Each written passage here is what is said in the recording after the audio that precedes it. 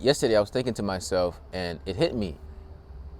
Did you know that depression and sadness and grief, all the emotions that are limiting, that can be very dreadful, are actually the beginning state of enlightenment?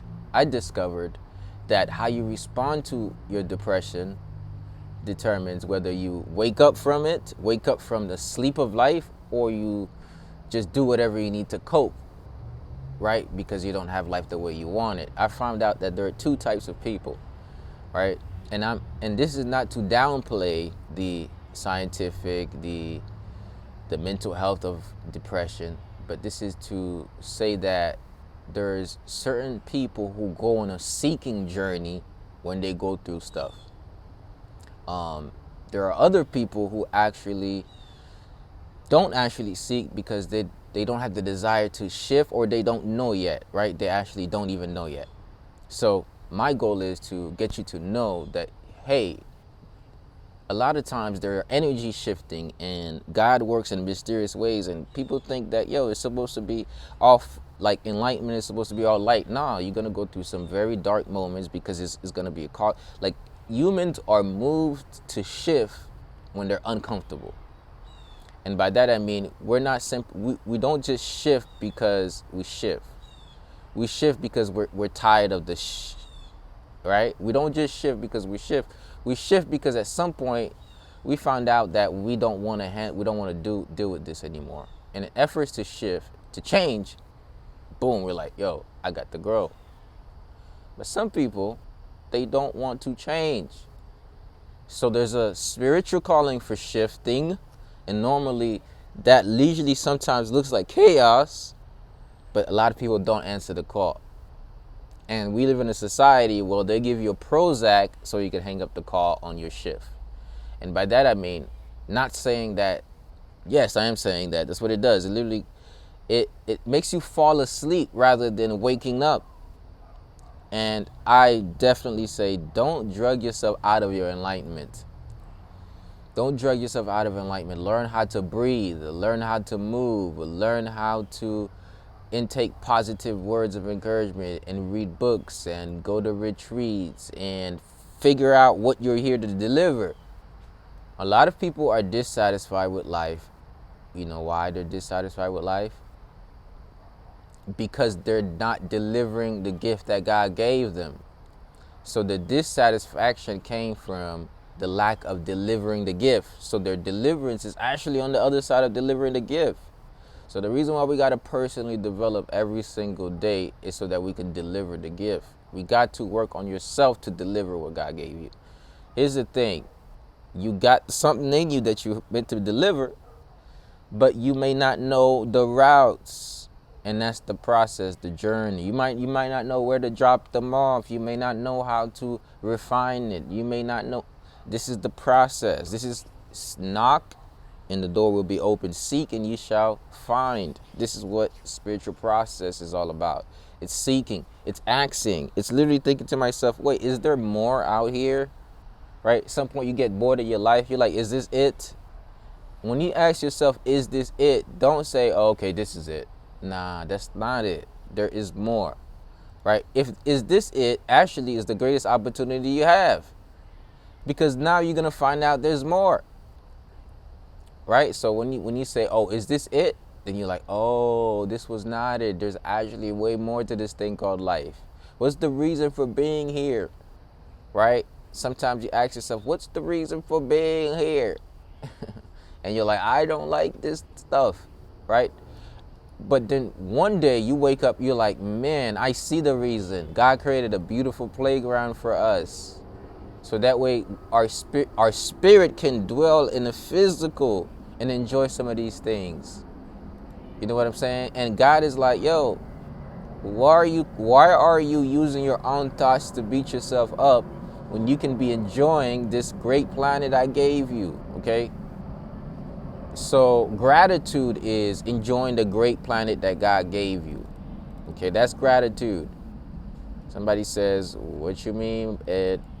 Gratitude is when you learn to appreciate, change your expectations for appreciation, and your life shift. I learned that from Tony. right? And I didn't necessarily know exactly what Tony meant, but now I'm starting to get it, right? A lot of times we have an expectation of our life should be, well, I should be this far by 25. I should have a boyfriend, girlfriend. I should be married.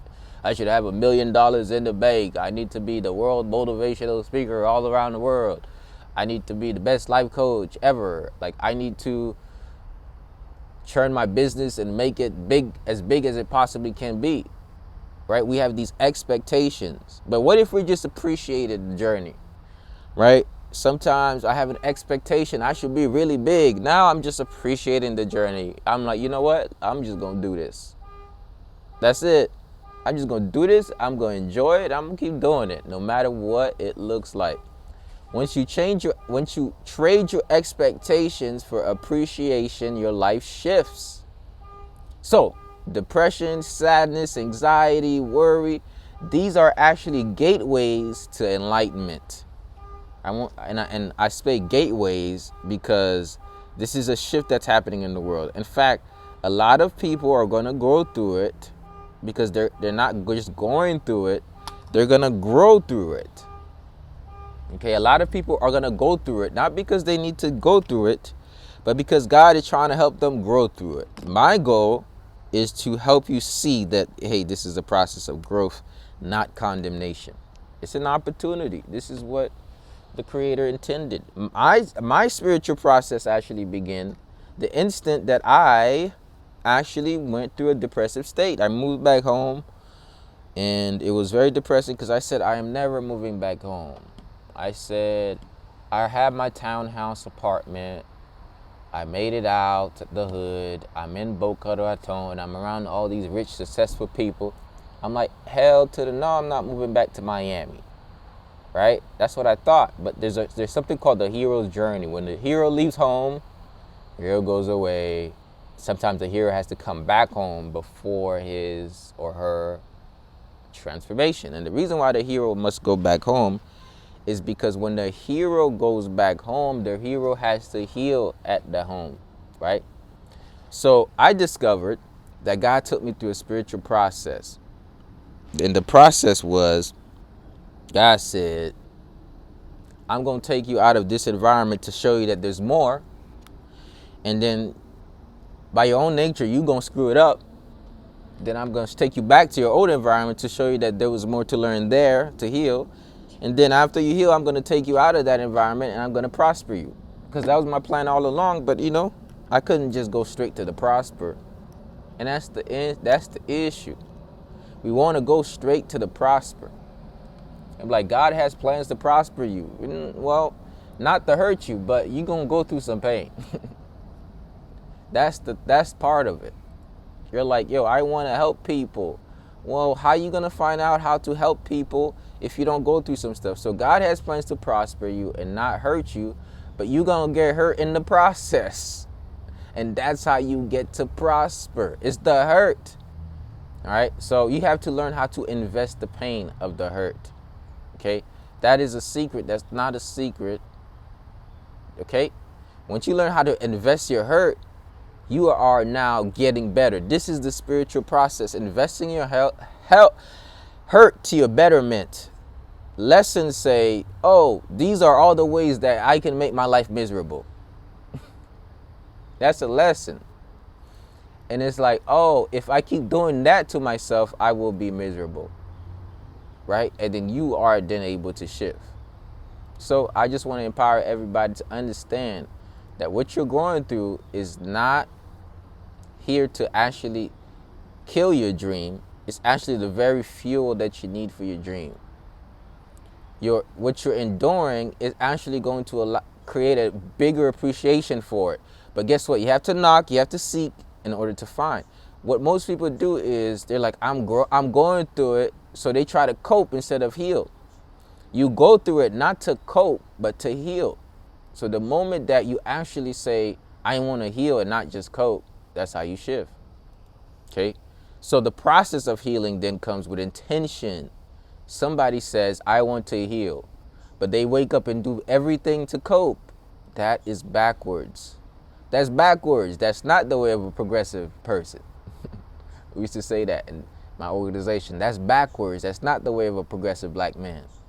So what I mean by that is you don't want to do things that's backwards if you want to move forward. So you're like, yo, what have like, one of the best questions you want to ask is not what have they been doing to me. Oh, look, they've been doing that. Like these guys they always doing this to me. They doing that to me. It's their fault. These girls, this parent is doing that. This job, this circumstance is doing that to me. Nah, what have you been doing to yourself? You see, a lot of times is what have you been doing to yourself? Right? We have to take responsibility for what you've been doing to yourself, and you got to say, I'm going to stop hurting myself. Right? Sometimes you have to say that 3 times. I'm going to stop hurting myself. Let's say that again. I'm going to stop hurting myself. And the way you do that is you're strategic and intentional about your life. You got to be strategic and intentional about your life. Without that, you will keep hurting yourself. So, strategic and intentional goes with breathing, moving, healing, personally developing, rising and priming. What am I going to do to better myself each day? So, what is one of the best ways to better yourself each day? Wake up intentionally.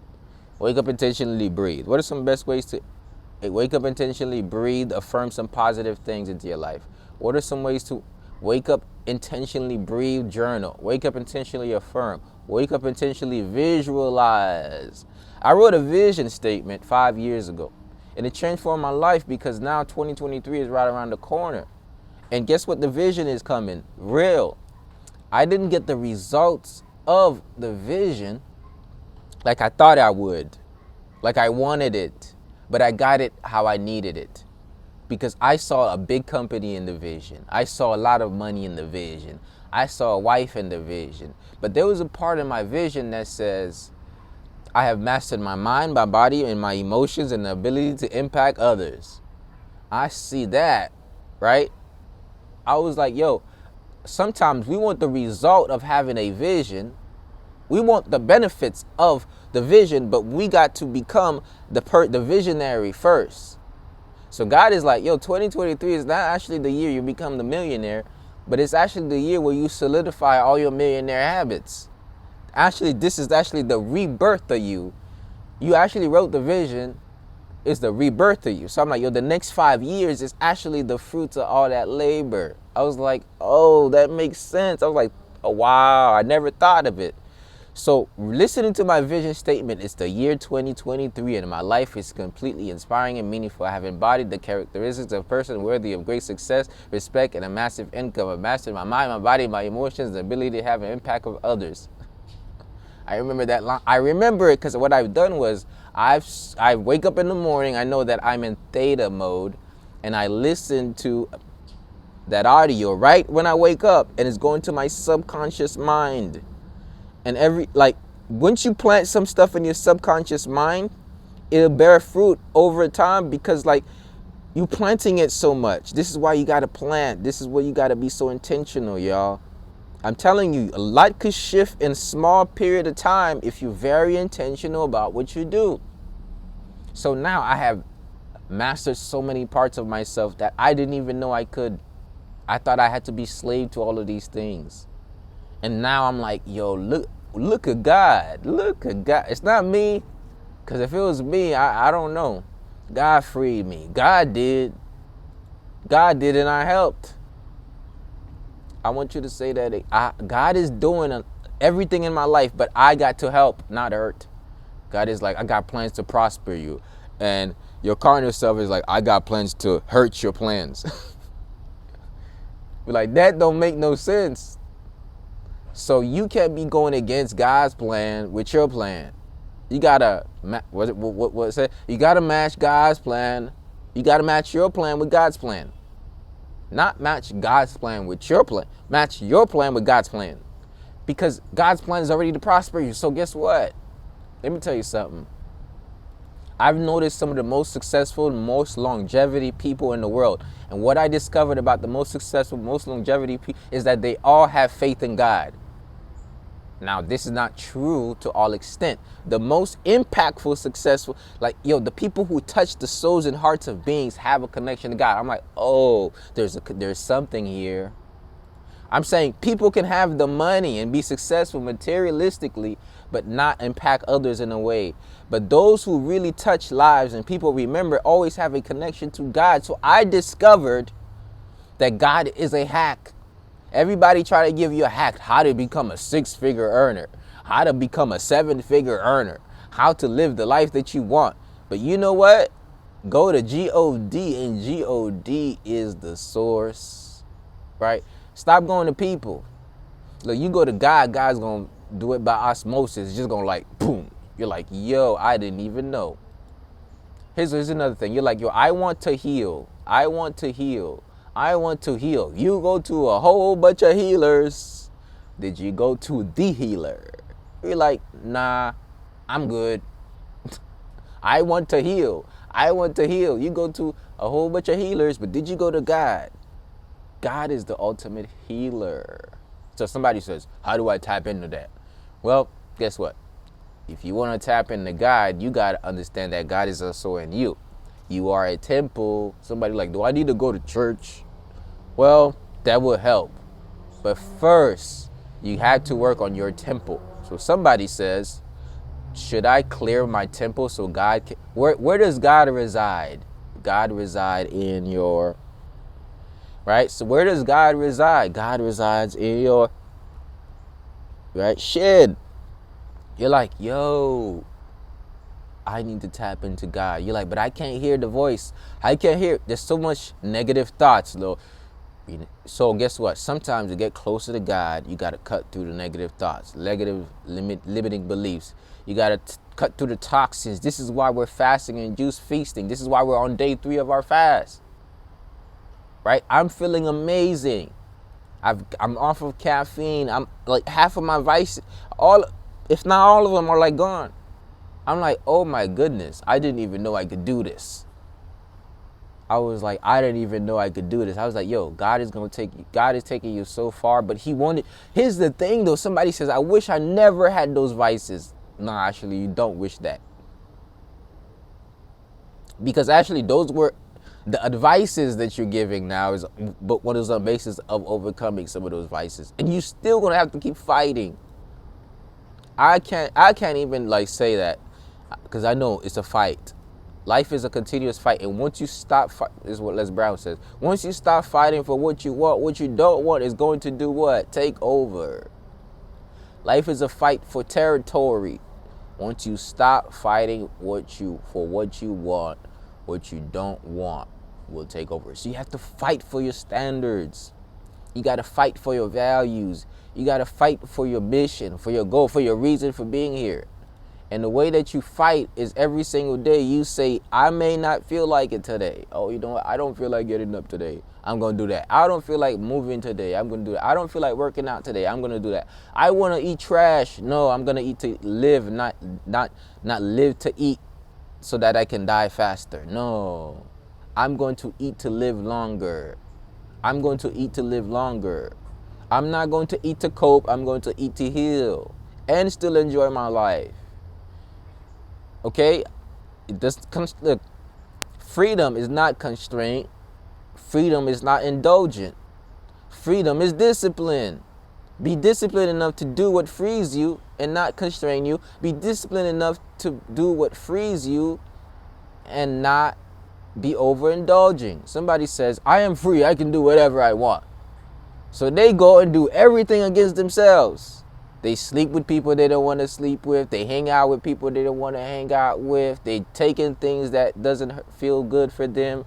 They acting. They're like, I'm free. I can do whatever I want. You know, they're like, yo, I want to use this rose every day, all day. I'm free. But you're like, yo, but I still want to have babies.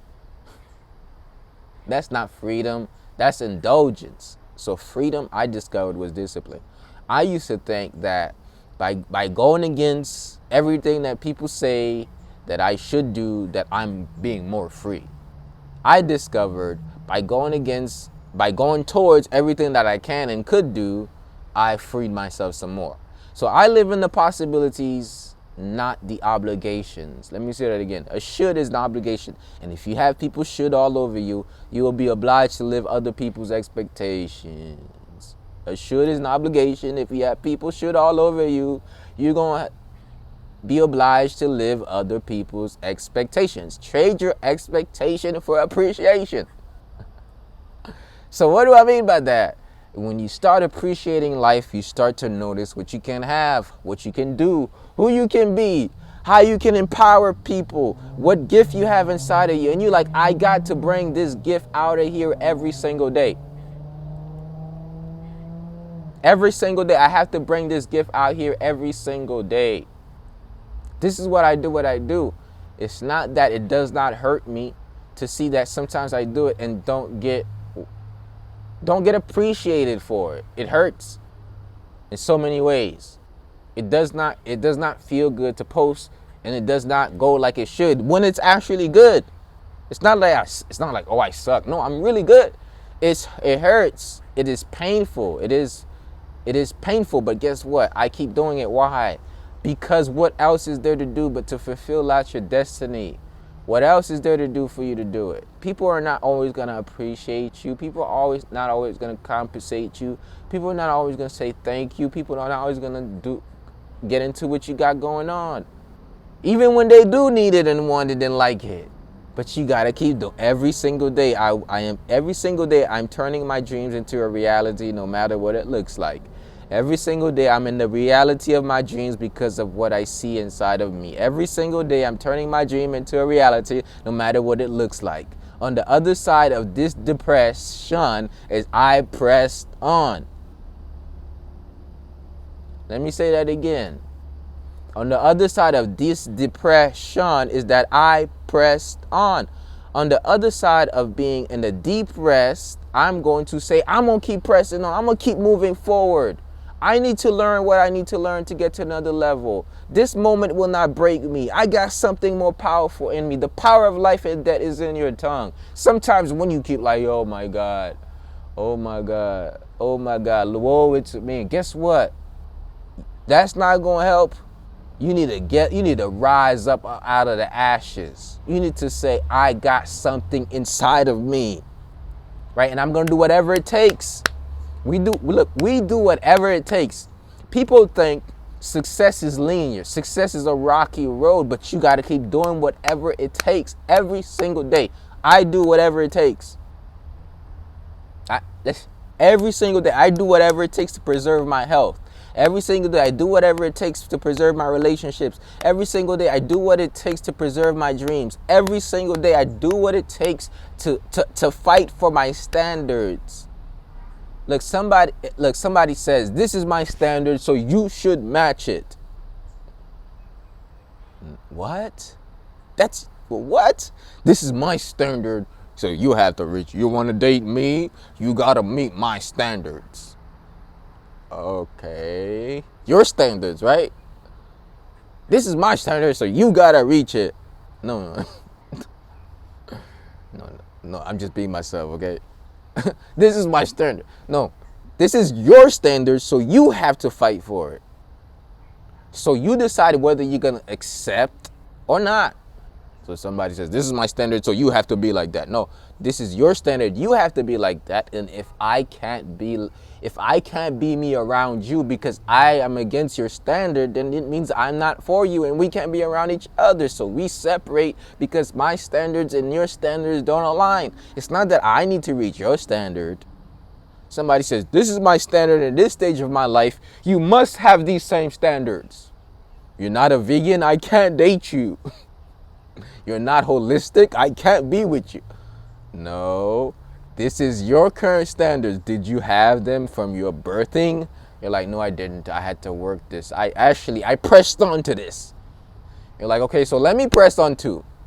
You in your journey. Can I be on mine too? So look, standards are not meant as a rubric to judge everybody else. They're meant as a metric so you can reach and hit it. right?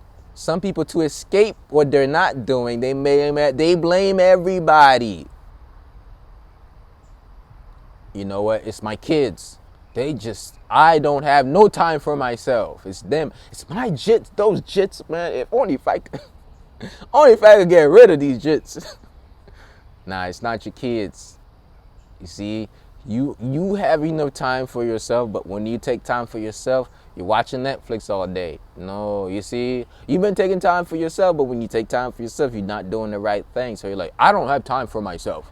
No, you got time for yourself, but you're just not allocating it towards the right stuff for yourself. Somebody says, I got time for myself, and then they're like, yo, girl, did you hear what happened to yo, now you talk about other people's time. All right, you spending your time talking about other people's time, wasting your time, trading your time for their time. What's wrong with you? You're like, I don't have time for because you got time for everybody else. You got time for everybody else, their business. You like, what's Kanye doing? Look, Kanye don't affect you directly. Why you worried about Kanye? Right? You can't, look. Well, Ye, not Kanye, my bad, Ye. Why you worrying about Ye? Worry about you. Focus on you. Don't worry about you. There's no reason to worry about you. Focus on you. Worry is different than focus. Worry is, oh my God, I'm not like I want to be. Oh my God, I'm not where I want to be. Oh my God, I don't have the money. Oh my God. Focus on is, oh my God, thank you for, oh my God, look what I have. Oh my God, gratitude to the Most High. Oh my God. It's a different oh my God. Same oh my God, different. Catching my drift here?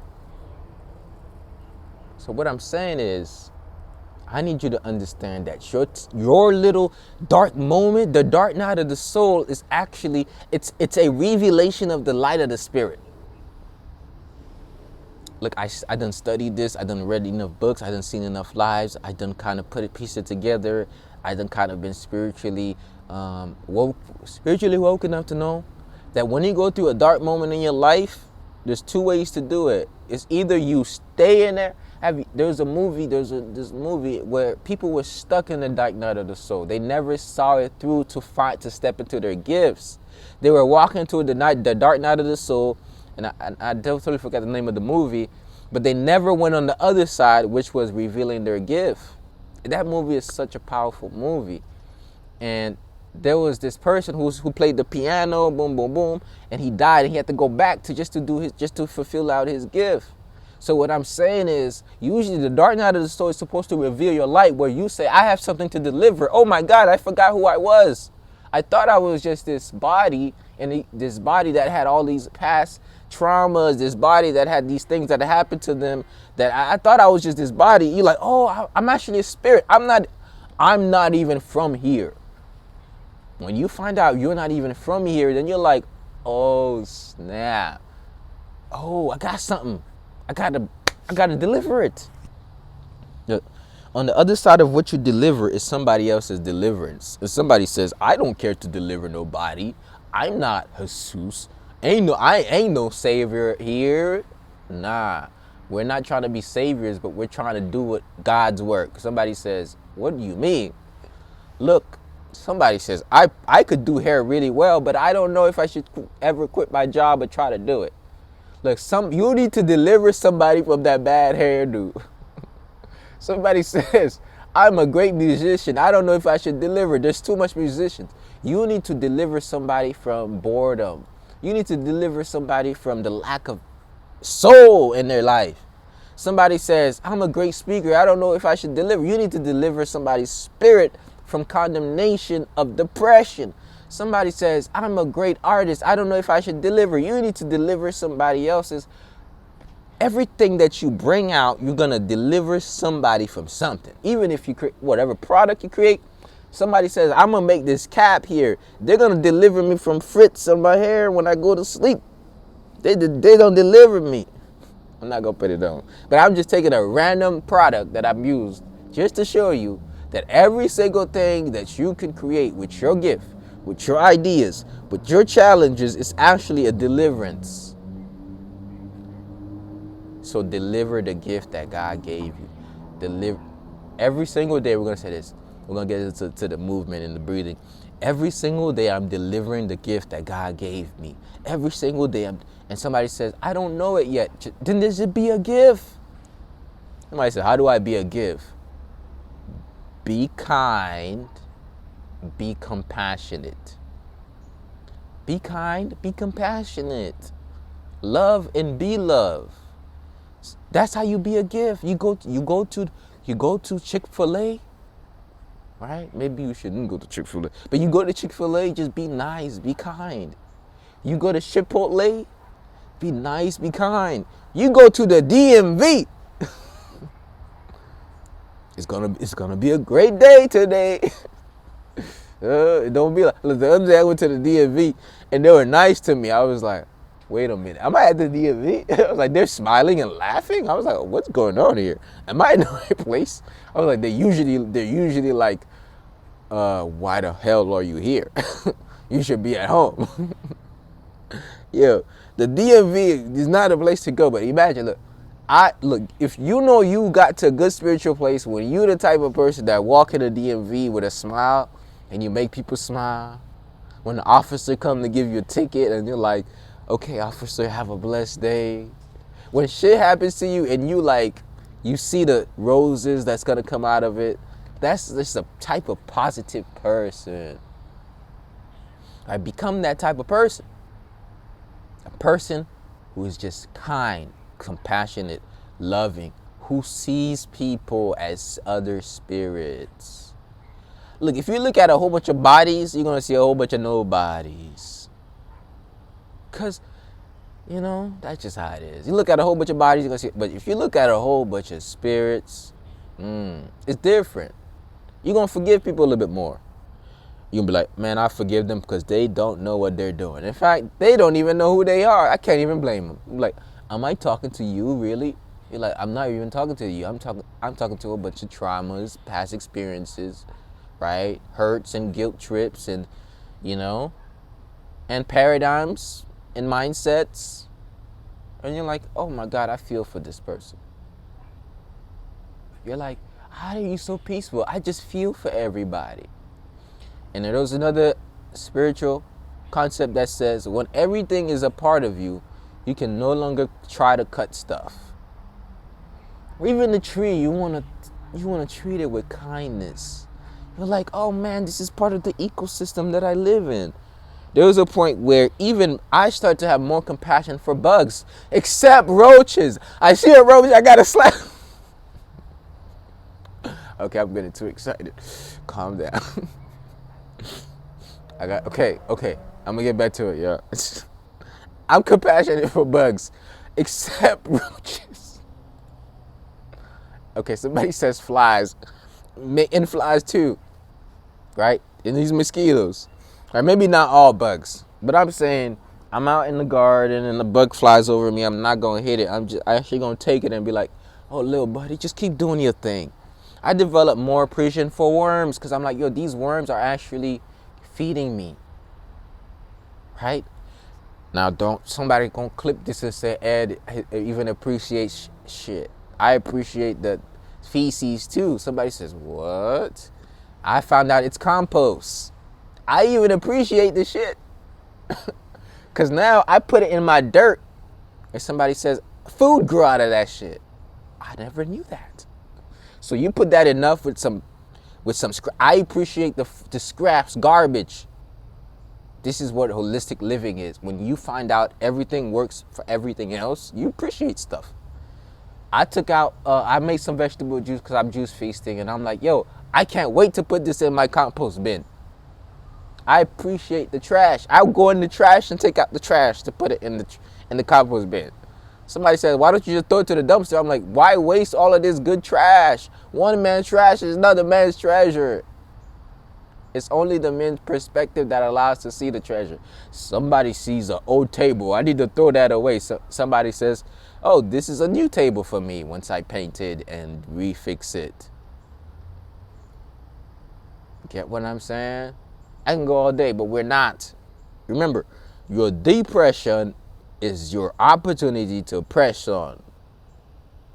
Your dark moment is an opportunity to reveal your light. You're like, oh my God, it's so dark. Well, God is like, yo, I'm going to put a light switch. It's like, man, where the light switch at? I'm like trying to find a light switch. You're like go all around, like where the hell is this light switch? You're like touch it, and then like you touch a razor, you bleed it a little bit. You're like, damn, I bleed it. Like, where the light switch? And then boom, light switch. This is the process. Okay? That's my message, and I'm sticking to it, y'all. Hopefully this was a powerful message for y'all. And now we are going to shift. I know I can talk a lot, but it's good. And you know that when the Lord created the earth, He was like, it was good. It was good. Okay? So now what we're going to do is we're going to breathe, meditate, and visualize the life you want to create. So you get the word into your spirit, then your spirit must be the word. Okay? Get the word into your spirit, and your spirit must be the word. So let's breathe with me. Breathe with me. So the first thing we're going to do is fire breath. Somebody says, what's a fire breath? Fire breath is to get more oxygen to the brain to build kidney fire. Now, some people are more yin. Now, the lungs are affected in the fall, as is the large intestine. So sometimes we need to be more yang. Sometimes people are too cold. They need to be a little hotter. This is why we fire breathe. So this is what we're going to do. So fire breathing is a repeated breath in through your nose.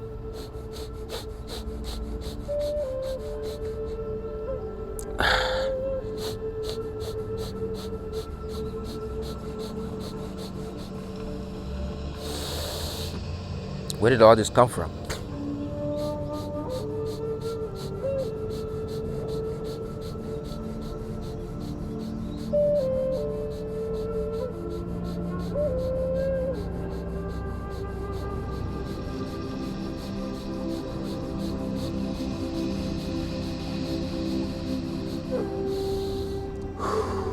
Sometimes you have to do it 30 seconds, take a break, and then you do another 30 seconds. Sometimes you got to do a minute, take a break, do another minute. We're going to start with 30 seconds. So close your eyes about halfway, put your tongue on the base of your mouth behind the two front teeth.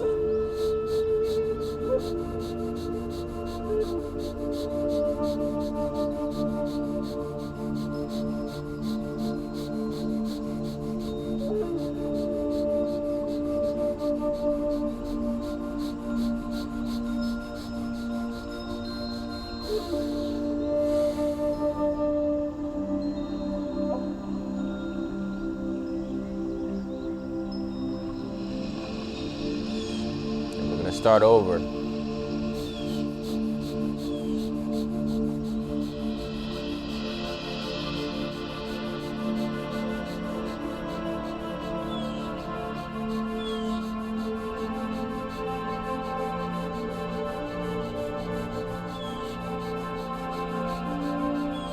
Remember, when you breathe, use your diaphragm. Most people, when they breathe, they use their chest. They do this. When you breathe, I want you to push your belly button in. Exhale. Your inhale breath is like this. So it's like you're filling up the balloon of your lungs. So you inhale, exhale.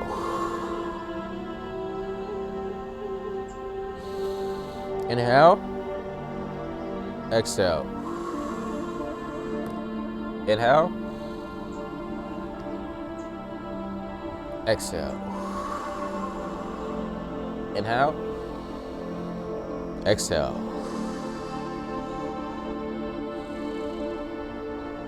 Inhale, exhale. So now we're going to go back to the fire breath.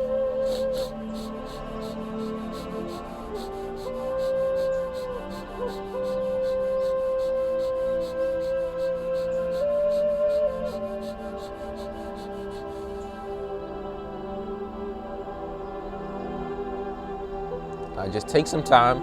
Put your palms facing up. Keep your back erect. Bring your chin up about 30 degrees. Tongue behind the two front teeth. You soften your gaze, eyes half closed. And we're just going to visualize November.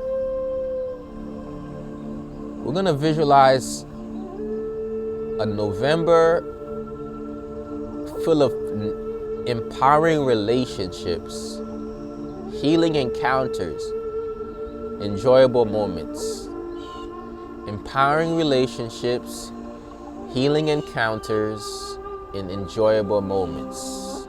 Enjoyable moments alone, enjoyable moments together, enjoyable moments with God, enjoyable moments with your kids, enjoyable moments with your friends, enjoyable moments with your spouse, enjoyable moment with your boyfriend, girlfriend, enjoyable moment with yourself.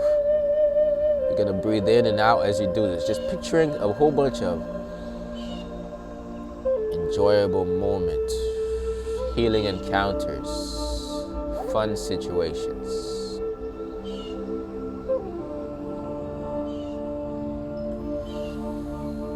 Breathe in, breathe out.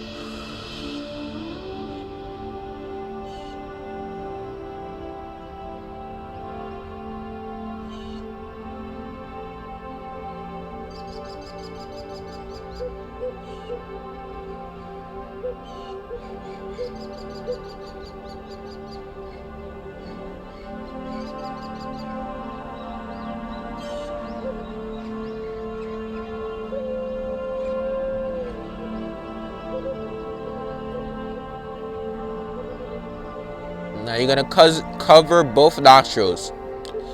This is called alternative nostril breathing. You're gonna let go of one, breathe in. Close both, hold the breath. Let go of the opposite one, breathe out. Breathe in that same nostril. Hold, breathe out the opposite. Breathe in.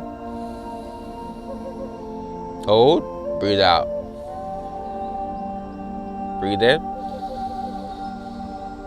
Hold, breathe out. Breathe in. Hold, breathe out. Breathe in. Hold, breathe out. Breathe in. Hold, breathe out. Breathe in. Hold, breathe out. Breathe in. Hold, breathe out. Breathe in. Hold, breathe out. Breathe in. Hold, breathe out.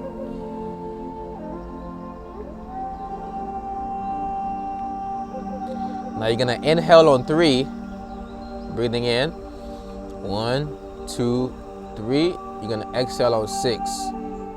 1, 2, 3, 4, 5, 6.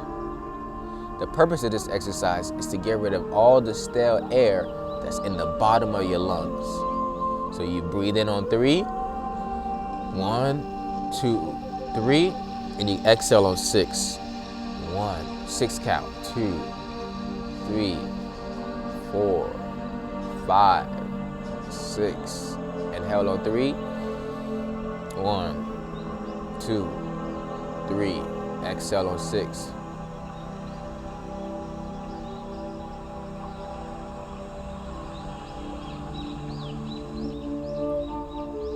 Inhale.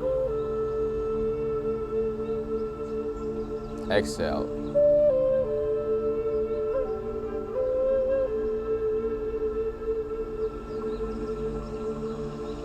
Inhale. Exhale.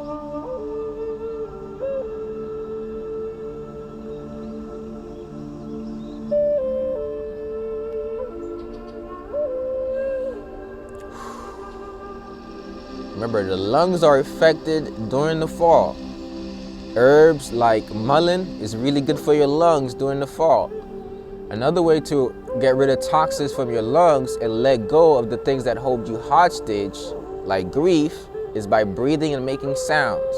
So you need herbs, you need breathing exercises, you need sounds. So one of the sounds that helps the lung is the sound.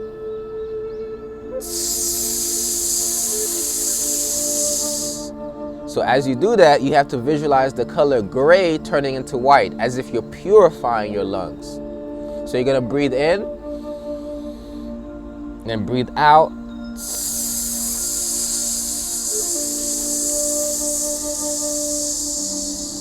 Breathe in, hand towards the face, breathe out.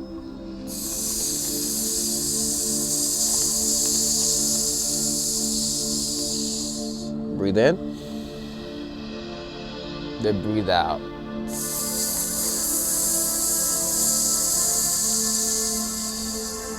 Breathe in, breathe out.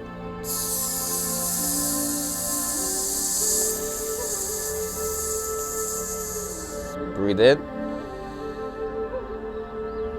I honor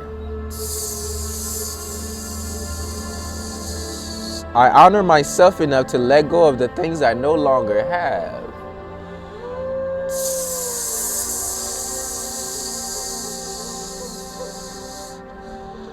I honor the people that were once in my life enough to let them go.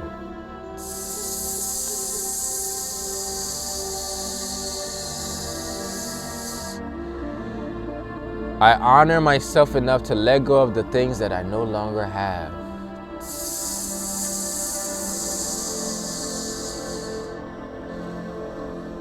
My lungs are healing. My lungs are expanding.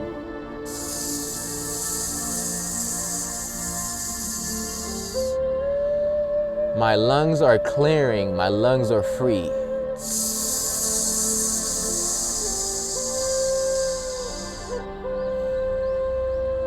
Every day I am letting go and letting God.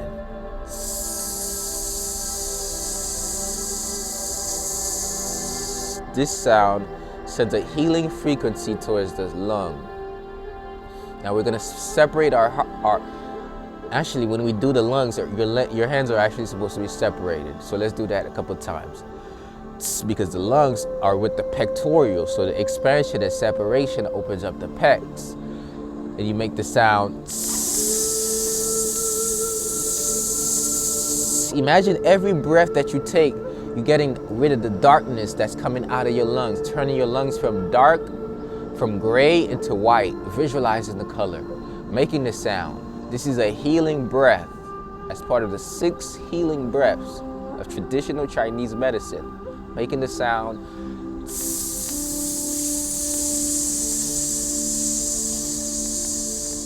Breathing in, breathing out.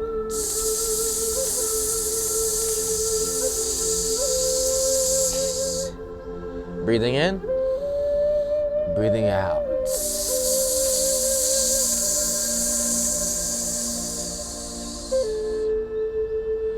Now what works with the breath is the blood. So the heart and the lungs work together for your chi to circulate in your body and keep your life force energy. So if sadness is affecting the heart, we got to get rid of the sadness from our hearts. And by bringing your fingers closer and making the sound, you're getting rid of the sadness out of your heart. Visualizing burgundy turning into Valentine red, which is the color of the blood, purification of the blood, getting rid of the black bile out of your blood. So breathing in, breathing out. Breathing in, then breathing out. Breathing in, expanding the belly, breathing out. When you breathe out, the lungs contract, the balloon in your lung deflate. Breathing in, the balloon in your lung inflate. Your belly gets bigger. Breathing out, your belly gets smaller. Breathe in, Breathe out. Breathe in. Breathe out. Breathe in. Breathe out. Bring your arm down. I know your shoulder may be hurting. Place your hand on your knees. Bring your chin up. Tuck behind the two front teeth. You're going to rotate your head. Getting rid of the stagnation in your neck. All the pain in your neck. Getting rid of that. Rotate your head.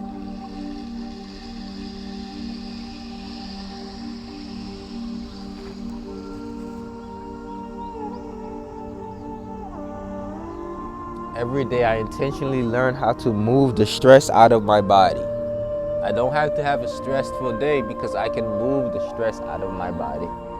I can breathe the stress out of my body. Every single day I choose to move and breathe the stress out of my body. Rising and priming every day.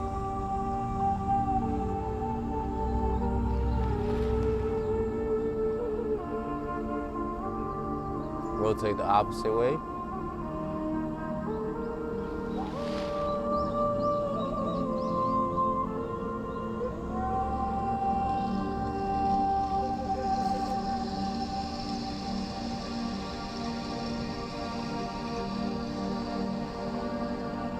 Bring your chin out and tuck it in.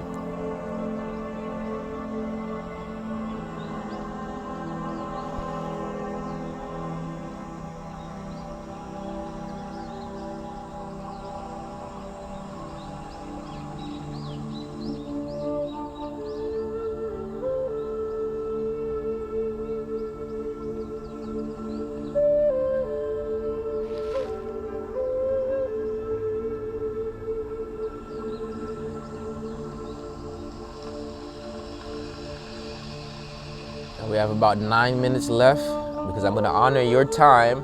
I'm going to honor my time and your schedule for your life. So I won't keep you past 8:30.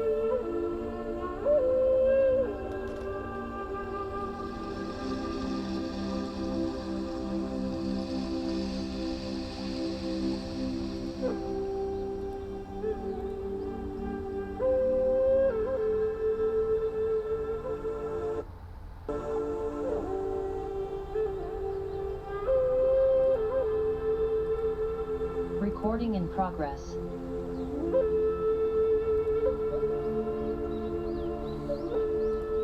All right, something happened with my internet. So you're gonna bring your hands together, generate some heat.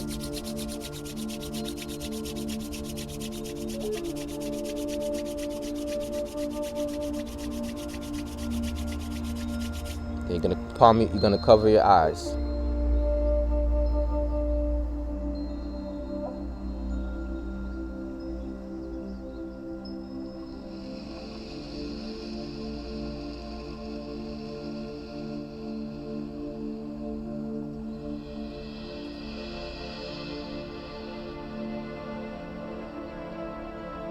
Now you're gonna take your thumb and pinch on the side of your eye.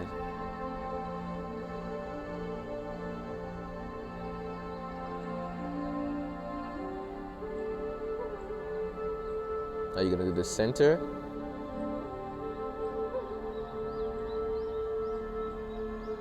And then the corner.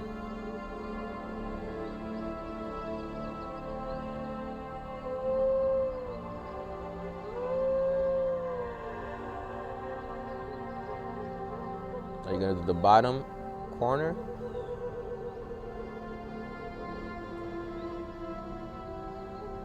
The bottom middle.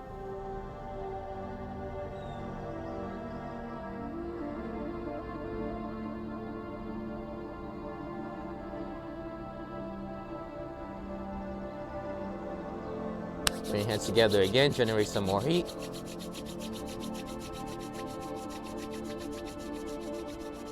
Cover your eye with it.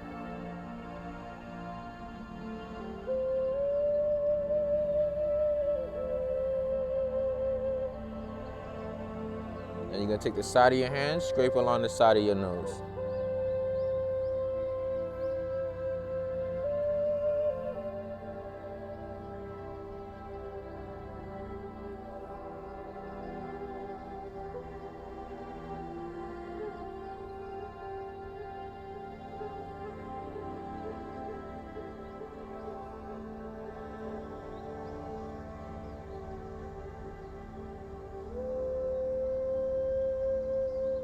Now you're gonna have 2 fingers at the nostril, 2 at the top, and you're gonna rotate forward.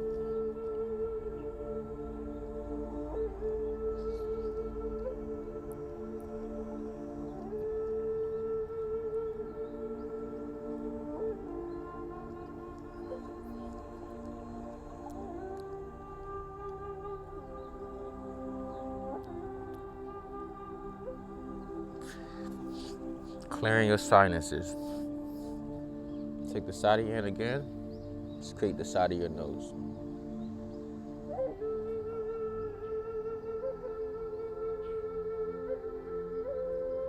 Now you're gonna rotate the mouth, the jaw.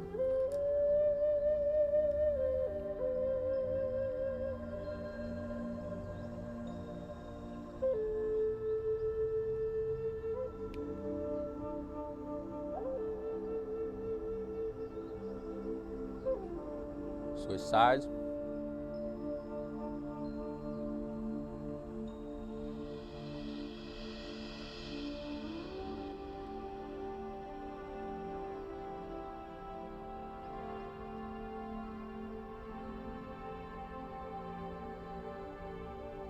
Gonna open up your mouth and massage the jawline.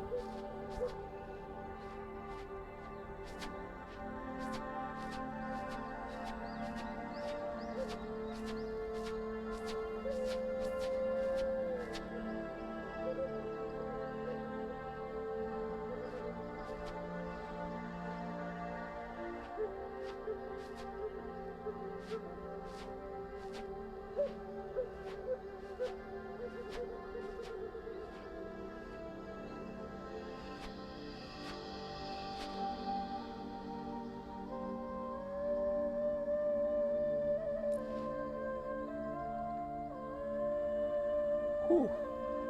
Now you're gonna take your fingers and drum the back of your neck.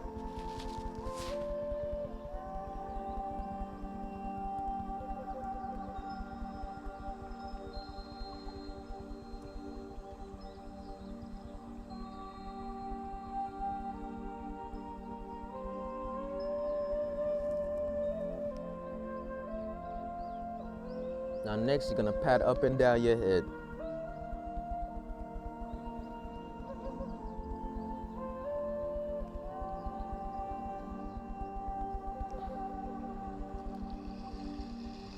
And now brush your memory.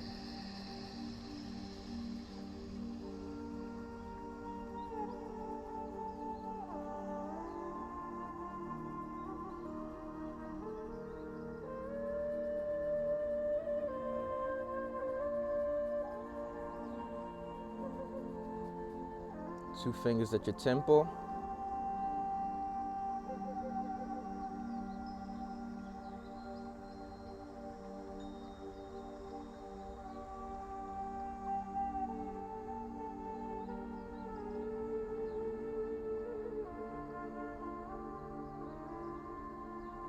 And clench your fingers together, pull across the forehead.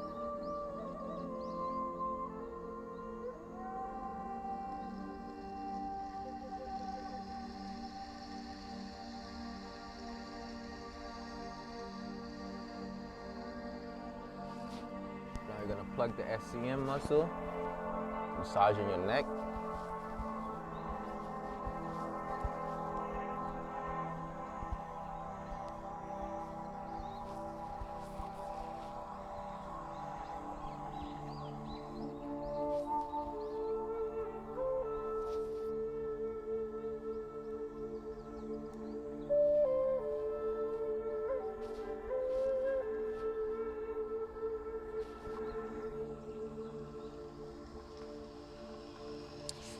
Shrug your shoulders up, drop them.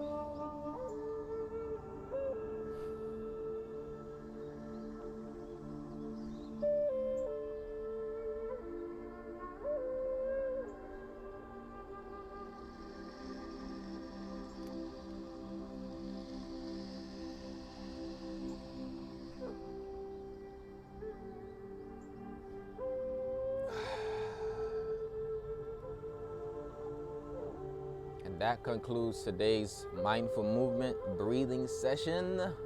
We did some breathing exercises, and facial massage. So hopefully that woke you up well. And so now, I know Sherelle, you enjoyed that. So drop some affirmations, your affirmation in the chat, and we out of here.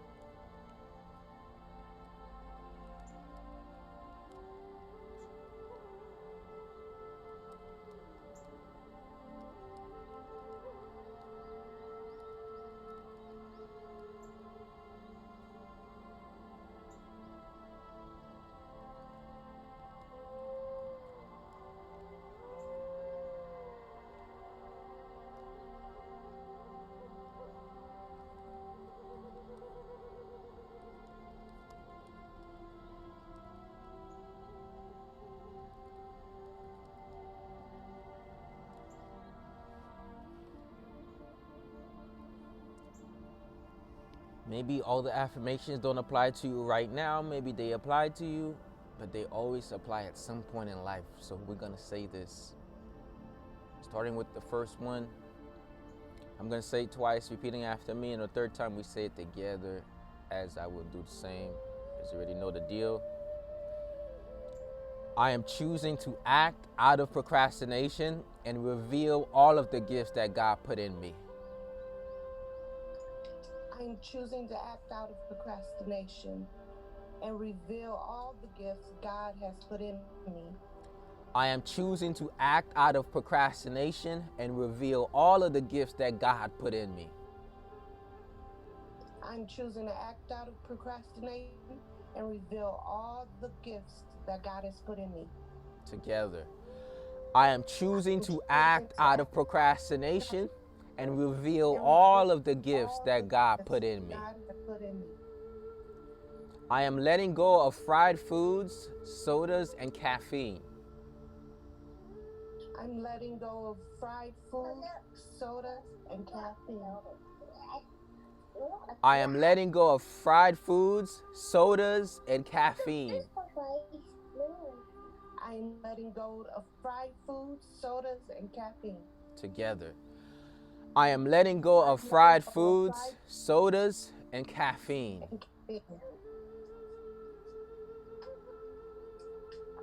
I am blessed by the Most High. I am blessed by the Most High. I am blessed by the Most High. I am blessed by the Most High. Together. I am blessed by the Most High.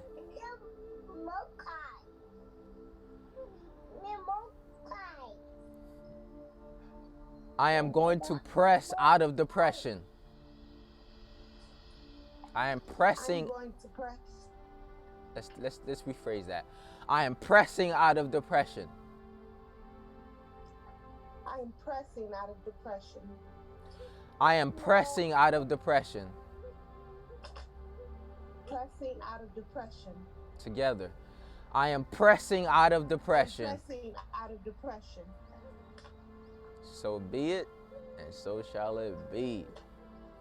Thank you for rising in prime with us, Sherelle. Hope you enjoyed today. Have a good one. You as well. One love.